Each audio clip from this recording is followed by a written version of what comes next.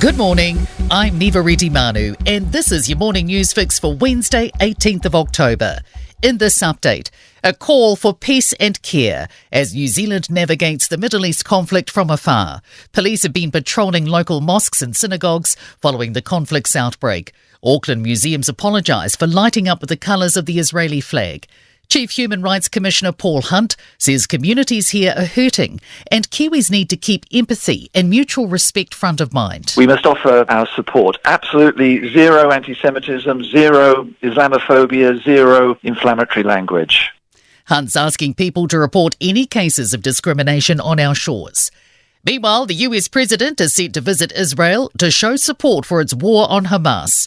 It follows a rampage by Hamas gunmen through southern Israeli towns earlier this month, which killed 1,300 people.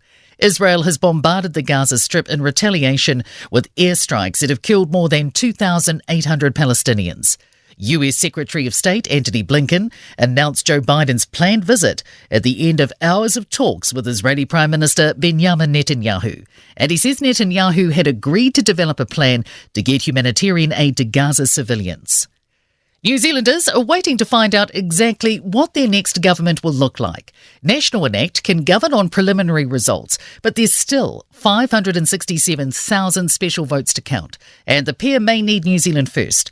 This election also marks 30 years since a referendum to bring in mixed-member proportional representation, a system which allows for coalitions.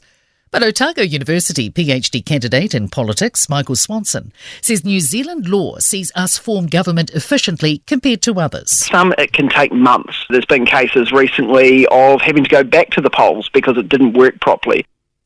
Hospitals are increasingly running surgical lists on weekends in a bid to reduce huge wait times built up since COVID-19. Blake Benny reports. Last year, Te Whatu Ora made a target that no one will wait more than a year for surgery by the end of 2023, which is expected to be reached.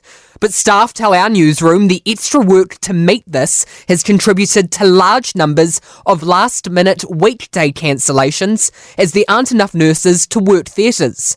They say hospitals haven't increased staff to meet demand. Te Whatu Ora says context is needed and 3,000 surgeries went ahead during this period. Hope's new speed cameras being installed in Auckland will change driver behaviour. They measure the average speed a vehicle travels between two cameras and will only ticket drivers if the average speed between them is over the limit.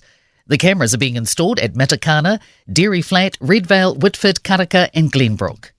In sport, Australian Angus Gardner and New Zealander Ben O'Keefe will referee the respective All Blacks Argentina and South Africa England World Cup rugby semi-finals this weekend. Fijian coach Simon Raiwalui will exit at the end of the year after guiding his nation to their first World Cup quarter-final in 16 years. Ivor Robson, the official Starter Golf's Open Championship from 1975 to 2015, has died aged 83. He reportedly announced 18,995 players onto the tee. I'm Nivareti Manu, that's your latest news fix, and we'll be back with the next update at midday from the Newstalk ZB newsroom.